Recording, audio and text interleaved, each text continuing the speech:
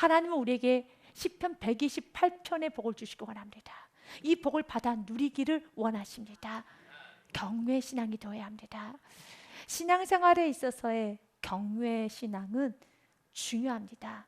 그래서 하나님께서는 고난을 주시면서도 경외 훈련을 합니다. 하나님은 모든 걸 다 거두어 가시면서도 경외 신앙인이 되기를 원하십니다. 하나님께서 아브라함에게 나타나셔서 이삭을 바치라고 합니다.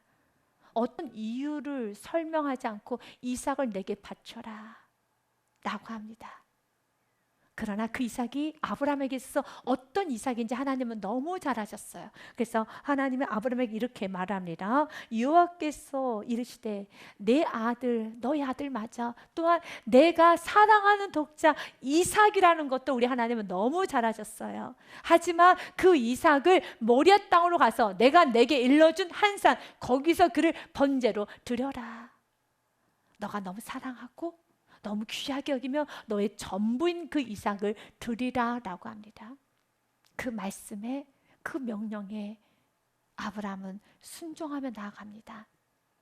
하나님이 그에게 일러주신 곳에 이른지라 이에 아브라함이 그곳에 제단을 쌓고 나무를 버려놓고 그의 아들 이삭을 결박하여 제단 나무 위에 놓고 손을 내밀어 칼을 잡고 그의 아들을 잡으려 하니 그 아브라함 마음속엔 이미 이삭을 죽였습니다. 이미 그의 이삭의 심장에 칼을 꽂았습니다. 그때 하나님께서는 아브라함의 이름을 부릅니다. 아브라함아, 아브라함아 하시는지라. 아브라함이 이르되 내가 여기 있나이다 하매 사자가 이르시되 그 아이에게 내 손을 대지 말라. 그에게 아무 일도 하지 말라. 내가 내 아들 내 독자까지도 내게 아끼지 아니하였으니 내가 이제야 내가 하나님을 경외하는 줄 아노라. 여러분, 아브라함에게 있어서 이삭을 바치는 이 사건은 너무 큰 시험이며 고난이며 고통이며 아픔입니다. 그런 하나님은 그 고난, 고통, 아픔을 허용하시면까지 아브라함에게 훈련하고 싶은 건 경외 훈련입니다. 그래서 1절 말씀, 창세기 22장 1절 말씀에 왜 하나님께서 이삭을 바치라고 했는가 테스트하기 위한 것입니다.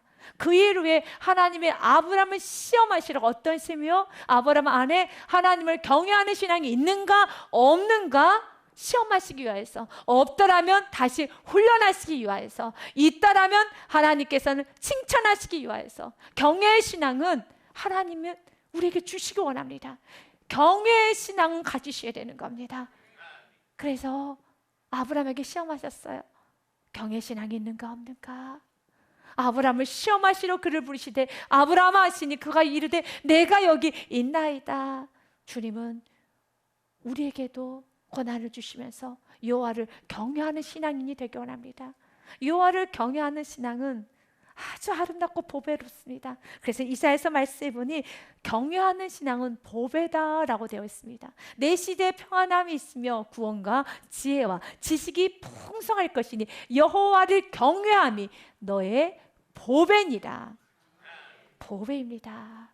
경외의 신앙이 주는 유익에 관한 말씀도 잠언에 보면 기록이 되어 있습니다. 하나님을 경외하면 죄악이 끊어집니다. 여호와를 경외하는 것은 생명의 셈이니 사망의 그물에서 죄악의 그물에서 벗어나게 하느니라. 또한 여호와를 경외하게 되면 지혜를 얻습니다. 여호와를 경외하는 것은 지혜의 훈계라. 겸손은 종기의 길잡이니라. 여호와를 경외하게 되면 자족하는 삶, 만족하는 삶을 살게 됩니다. 여호와를 경외하는 것은 사람으로 생명에 이르게 하는 것이라. 경외하는 자는 족하게 지내고 재앙을 당하지 아니하느니라. 이렇게 경외하는 신앙이 귀하고 보배로운 신앙입니다. 그렇다면 경외가 무엇입니까? 경외 신앙이란 무엇을 말하는 것일까요? 경외란 공경할 경과 두려워할 외자로 되어 있습니다. 하나님이 누구신지 제대로 알고 그의 권위와 거룩함에 대한 공경과 두려운 마음을 갖고 있는 것입니다. 하나님이 누구신 줄 알면 우리의 태도는 달라집니다. 하나님이 누구신 줄 알면 두렵고 떨림으로 섬기게 되는 것입니다.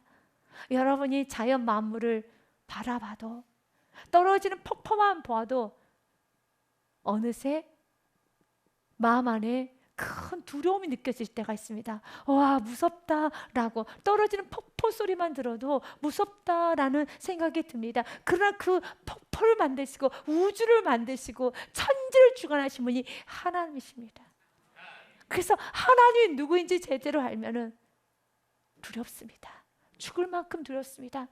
그런데 너무 두려우면 어떻게 하나님께 가까이 갈 수 있겠습니까? 무서워서 가까이 가지 못하잖아요. 경외는 하나님을 두려워하는 마음만 있는 것이 경외가 아닙니다. 하나님을 두렵고 떨림으로 섬기지만 그 하나님께서 나에게 생명을 내어주시고 나의 죄를 다 씻어주시고 나의 모함을 다 덮어주시고 나의 작은 심도 응답해 주시고 오늘도 나의 친구가 되어주시고 나를 끌어안아주시고 나를 쓰담쓰담해 주시고 나의 연약함을 채우라지 아니하시고 언제나 내 편에서 그래, 조금만 더 믿음의 길을 가는 거야. 조금만 더 좁은 길로 가봐. 내가 도와줄게. 저 처음 가는 그날까지 하나님이 인도하여 주신다는 겁니다. 이런 하나님, 이런 사랑의 하나님 때문에 너무 크신 하나님이지만 그 하나님은 나에게 있어서의 사랑의 하나님. 그래서 너무 감사하고 감격하고 하나님을 더 잘 섬기고 싶고 공경하고 싶은 마음이 넘치는 마음, 경외신앙입니다. 세상에는 성도들 안에도 세 가지의 부류의 사람들이 있습니다. 하나님을 의식하지 않고 사는 사람들이 있습니다.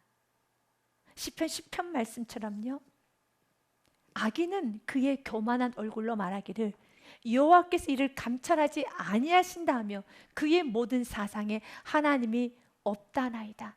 하나님을 의식하지 않고 마음대로 사는 사람, 그래서 죄도 담대하게 짓습니다. 죄를 지어도 여전히 해가 반짝반짝 아무런 문제가 없다라는 겁니다. 악한 일에 관한 징벌이 속히 실행되지 아니하므로 인생들이 악을 행하는 데 마음이 담대하도다. 성도들도 하나님 의식하지 않고 살아갈 때, 또한 죄를 지어도 아무렇지도 않잖아, 여전히 나는 죄를 지어도 죄 가운데 있어도 그냥 이렇게 살아가면 더 담대하게 죄를 짓지요. 이렇게 하나님을 의식하지 않고 사는 사람도 있습니다. 두 번째 부류는 하나님에 대해서 두려워하는 성도가 있습니다. 경외신앙은 아닙니다. 세 번째 부류는 모세와 같이 하나님을 두렵고 떨림으로 잘 섬기고 사랑하는 경외신앙이 있습니다. 출애굽기 말씀을 통해서 이스라엘 백성들이 가졌던 두려움과 모세가 가졌던 경외신앙, 이 다른 점을 보기 원합니다. 하나님께서는 어느 날 이스라엘 백성들에게 나타나셨습니다. 그들에게 하나님의 말씀, 율법, 십계명을 주시기 위해서 하나님이 임재 현현하셨습니다. 그 모습을 보자 이스라엘 백성들은 너무 두려워합니다. 뭇 백성의 우레와 번개와 나팔소리와 산의 연기를 본지라 그들이 볼 때 떨며 멀리 서서 너무 떨었습니다. 왜 그렇습니까? 하나님께서 우레와 번개와 나팔소리로 나타나셔서 너무 두려워서 무서워서 어쩔 줄 몰라 합니다. 그들이 죽을 것처럼 두려워합니다. 19절의 말씀에 보니 모세에게 이르되 당신이 우리에게 말씀하소서 우리가 들으리이다. 하나님이 우리에게 말씀하지 말게 하소서 우리가 죽을까나이다. 너무 하나님이 두려워서 죽을 만큼 두려워하는 겁니다. 하나님 무서워하는 겁니다. 이럴 때 우리 이런 생각을 합니다. 이렇게 하나님을 무서워하고 죽을 만큼 하나님을 두려워한다면 죄를 안 지어야 되잖아요. 이스라엘 백성들 죄를 끊어내지를 못해요. 그래서 모세가 이스라엘 백성들에게 이렇게 말합니다. 하나님께서 왜 오늘 이렇게 우리와 번개로 나타나셨는 줄 아느냐? 너희들에게 경외하는 마음을 주어 범죄하지 말라고 하나님은 나타나셨다는 겁니다. 모세가 백성에게 이르되 두려워하지 말라. 하나님이 임하심은 너희를 시험하고 너희로 경외하여 범죄하지 않게 하려 하심이라. 하나님을 경외할 때만이 범죄하지 않습니다. 두려움은 죽을 만큼 하나님이 두렵고 무섭다고 해서 죄를 끊어내지 못해요. 그래서 모세가 두려워하지 말아라. 두려워하지 마. 하나님은 너무 크신 분이지만 그 하나님은 우리 이스라엘 백성들을, 우리를 노예와 같이 연약하고 아무런 쓸모없는, 세상의 모든 민족보다 수요가 더 적은 가치없는 민족인 우리들을 위해서 10가지 재앙을 보내주셨고, 홍해를 갈라주셨고, 오늘 아침에도 먹을 것을 주셨고, 반석에서 물을 내어주셨고, 이렇게 공급해 주시고 이렇게 인도하신 분, 하나님 우리를 사랑하지 않았느냐? 하나님은 너무 크시지만 그분은 사랑의 하나님. 두려워하지 말고 그 하나님 안으로 들어오라는 것이죠. 두려워하지 말아라. 여러분이 하나님에 대한 두려움이 있는 거 물론 좋습니다. 그러나 그 하나님을 무서워하고 두려워한다고 해서 죄가 끊어지던가요? 아니죠. 주님은 오늘 말합니다. 두려워하지 말아라. 하나님은 임하심은 너희를 시험하고 너희로 경외하여 범죄하지 않게 하려 하십니다. 경외의 신앙만이 그 죄를 끊어낼 수 있는 겁니다. 요셉의 생애가 그래야 했습니다. 요셉은 범죄하지 않았습니다. 그에게 물질의 유혹이 왔고 명예와 권력과 안락의 유혹이 왔습니다. 보디발의 아내를 통해서 모든 유혹을 다 받았습니다. 그가 단호하게 끊어냅니다. 내가 어찌 큰 악을 하나님께 행하리요? 그럴 수 없다는 겁니다. 하나님 이렇게 살아계시는데, 하나님 보고 계시는데 어떻게 이 큰 악을 행하여 하나님께 죄를 질 수 있겠습니까? 그럴 수 없습니다 라고 말합니다. 이 집에는 나보다 큰 이가 없으며 주인이 아무것도 내게 금하지 아니했어도 나는 모든 걸 다 누릴 수 있어도 금한 건 당신뿐이니 당신은 그의 아내입니다. 그런즉 내가 어찌 큰 악을 행하여 하나님께 죄를 지으리까? 요셉은 하나님에 대한 두려움이 있었습니다. 하나님이 살아 역사하시고 하나님 보고 계신다는 그 두려움이 있었습니다. 그런데 하나님께서 나를 보고 계시는데, 하나님께서 지금 나를 보고 계시는데 이스라엘 백성들처럼 동일하게 하나님의 살아계심을 이스라엘 백성들이 부인하지 않았죠. 그들은 알았습니다. 그러나 하나님의 살아계심 앞에서 그들이 원망 불평 대접. 여러분, 죄를 지었지 않습니까? 요셉도 죄를 지을 수 있는 환경입니다. 하나님이 이렇게 살아계신데 어떻게 나에게 이렇게 하실 수 있어? 어떻게 나를 구덩이에 집어넣을 수 있고 노예로 팔리게 할 수 있고 이제는 억울하게 죄수로 나를 팔 수가 있어? 하나님이 이러시면 안 돼. 하나님이 살아계시니까, 하나님 날 보고 계시는데 어떻게 이럴 수 있어? 라고 하며 이스라엘 백성들처럼 원망 불평할 수 있지 않겠습니까? 그러나 요셉은 죄를 짓지 않아요.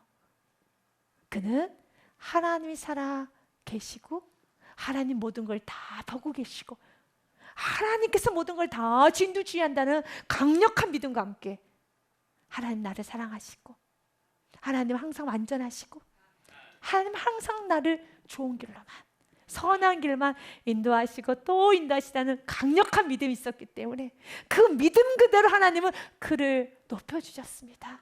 주님은 우리가 경외의 신앙을 갖기 원합니다. 주님께서 오늘 우리들에게 말을 합니다. 경외의 신앙, 이 경외의 신앙은 우리가 가져야 됩니다. 어떤 순간 하나님 사랑을 잊지 마십시오. 하나님 나와 함께 하심을 잊지 마십시오. 하나님이 인도하여 주십니다. 이렇게 여호와를 경외하며, 두 번째, 그의 길을 걷는 자마다 복이 있도다. 하나님과 함께 길을 걸어가는 자가 복이 있는 성도입니다. 동행하는 성도, 복이 있는 성도입니다. 모세가 하나님과 동행하는 아름다운 삶을 살았습니다. 여러분도 모세처럼 고백해야 됩니다. 하나님께서 이스라엘 백성을 향하여 무척이나 노하십니다. 그래서 출애굽기 33장 말씀에 보면은 좋다, 내가 너희들을 가나안 땅으로 들여보내주겠다, 천사도 보내주겠다, 내가 도와주겠다. 그러나 나는 너와 같이 가지 않을 것이란다 라는 말합니다. 내가 사자를 너보다 앞서 보내어 가나안 사람, 아모리 사람, 헷 사람, 보리스 사람, 히윗 사람, 여부스 사람을 쫓아내고 너희를 적과 꿀이 흐르는 땅에 이르게 하려니와 나는 너희와 함께 올라가지 아니하니 그 이유는 너희는 목이 곧은 백성인지 내가 길에서 너희를 진멸할까 염려합니다. 하나님께서 지금 너무 화가 나서 내가 너희와 같이 갔다가는 내가 너희를 죽일 수도 있겠어. 나 갈 수 없다 라는 말합니다. 현대인의 성경에 보면 조금 더 쉽게 번역이 되어 있습니다. 주아, 내가 천사를 보내줄게. 내가 한 천사를 내 앞서 보내 가나안족, 아모리족, 헷족, 브리스족, 히족, 여부스족을 다 쫓아내 줄 테고 너희를 기름지고 비옥한 땅에 이르게 하겠다. 그러나 나는 너희와 함께 가지 않을 것이다. 이것은 너희가 고집센 백성이므로 내가 도중에서 너희를 죽일지도 모르기 때문이다. 우리 때로는 사랑하는 부모가 너무 화가 났을 때 입을 꼭 다물어 버리잖아요. 왜요? 내가 크게 실수할까 봐 입을 꼭 다물어 버리는 것처럼 하나님께서는 지금 이스라엘 백성들에게 크게 노하여서 가나안 땅 들어가라. 가나안 땅도 주겠다. 천사도 보내주겠다. 내가 다 주겠다. 그러나 난 너희와 함께 가지 않을 거야. 내가 무척이나 화가 나서 너희를 죽일지도 모르겠다 라고 합니다. 여러분, 이때 어떻게 반응해야 되나요? 우리는 어떻게 반응해야 될까요? 모세의 반응이 너무 귀합니다. 모세가 하나님께 이렇게 말합니다. 하나님 나와 함께 하지 않는다면 가나안 땅 필요 없습니다. 천사도 필요 없습니다. 어떤 것도 다 필요 없습니다. 하나님과 함께 가야지만 그것이 가나안 땅이 되는 것이고 내게는 천사가 필요 없습니다. 내게는 어떤 것도 다 필요 없습니다. 하나님 나와 함께 하셔야죠. 여러분, 이런 자가 복이 있는 성도예요. 하나님과 함께 길을 걷기 원하고 하나님과 함께 길을 가기를 원하고 하나님과 함께 동행하기를 귀하게 여기는 성도가 복된 성도예요. 모세가 여호와께 아뢰되 주께서 친히 가지 아니하시려거든 우리를 이곳에서 올려보내지 마옵소서. 나 안 가겠습니다. 하나님, 은총이 무엇인 줄 아십니까? 복이라는 게 무엇인 줄 아십니까? 하나님, 은총은 하나님과 함께하는 게 은총이죠. 나와 주의 백성이 주의 목전에 은총 입은 줄 무엇으로 알리까? 주께서 우리와 함께 행하심으로 나와 주의 백성을 천하 만민 중에 구별하심이 아니니까. 우리가 세상의 모든 사람들과 다른 이유는 세상의 모든 사람들과 구별되었고 우리가 은총받은 자녀이며 우리가 복받는 자녀이며 우리가 축복받은 자녀임의 증거가 무엇입니까? 하나님과 동행이죠. 근데 하나님 올라가지 아니하신다면 저 안 갑니다. 그것은 가나안 땅이 되지 않습니다. 그것은 내게 축복이 되지 않습니다 라고 고백합니다. 여러분, 그래서 복 있는 성도는 하나님과 함께 길을 걸어갈 수 있는 성도가 복 있는 성도입니다. 하나님과 함께 길을 걷는 성도. 1절의 말씀을 현대인의 성경에 보니 순종하는 성도라고 되어 있습니다. 여호와를 두려운 마음으로 섬기며 그의 명령대로 사는 자는 복이 있다. 주님께서 하신 명령대로 사는 자, 나의 고집과 생각을 버리고 나의 관습과 나의 생활과 나의 가치관과 나의 앳된 모든 생활 습관 다 벗어버리고 날마다 그분의 명령대로 살아가는 자가 복이 있습니다. 어떤 복을 주신다고 하셨습니까? 2절부터 6절 말씀에 보니 내가 수고한 대로 먹게 될 것이고 너의 삶이 복되고 형통하게 될 것이며 또한 너의 남편, 너의 자녀는 아내는 결실한 포도나무 같아서 언제나 성숙하고 인자하고 기쁨이 넘치고 감사가 넘치고 가는 곳마다 축제를 일으킬 수 있는, 가는 곳마다 즐거움을 일으킬 수 있는 남편, 아내가 될 것이며 내 식탁에 둘러앉은 자식들은 어린 감람나무 같아서 귀하게 목재로 하나님의 나라에 이 나라 임재 세계 열방까지 귀하게 쓰임하는 제목이 될 것이며 그 영향에 100년에 또 100년에 이르게 될 것이며 이 모든 축복 어떤 자에게요? 4절에 다시 한번 언급합니다. 여호와를 경외하는 자는 이같이 복을 얻으리로다 라고 합니다. 이제 세 번째 복은 교회를 귀히 여기는 복이 있을 때 주님은 축복하십니다. 세 번째 복은 교회를 귀하게 여기는 복입니다. 5절과 6절의 말씀 같이 읽어보도록 하겠습니다. 여호와께서 시온에서 내게 복을 주실지어다. 너는 평생에 예루살렘의 번영을 보며 내 자식의 자식을 볼지어다. 이스라엘에게 평강이 있을지어다. 아멘. 너무 근사한 복입니다. 여호와께서 복을 주실지어다. 너는 평생에 예루살렘의 번영을 보며, 예루살렘은 하나님의 자녀들이 모여 사는 곳입니다. 하나님의 자녀들이 번영을 보게 될 것이라는 겁니다.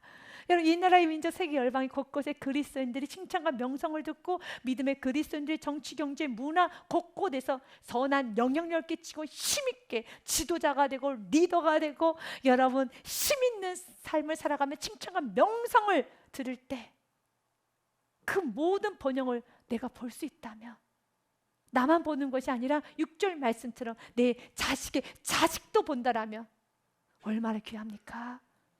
악이 지배하는 것이 아니라 악한 자들이 리더자가 되고 정치, 경제, 문화를 다 석권하고 그들이 잘 사는 나라가 아니라 그리스도인, 믿음의 그리스도인들이 창대케 되고 명성을 얻게 되고 칭찬을 얻게 되는 이 사회, 얼마나 안전한 사회, 복된 사회가 되겠습니까?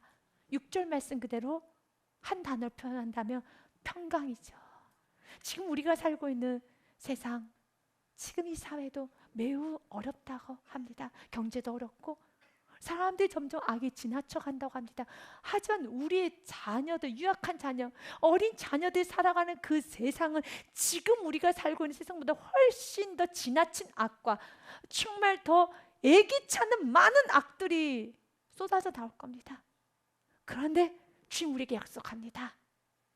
예루살렘의 번영을 볼 것이라는 거죠. 하나님의 자녀들이 곳곳에서 칭찬과 명성을 듣고 하나님의 자녀들이 곳곳에서 여러분 지도자가 되어서 관할한다는 겁니다. 이것이 평강이죠.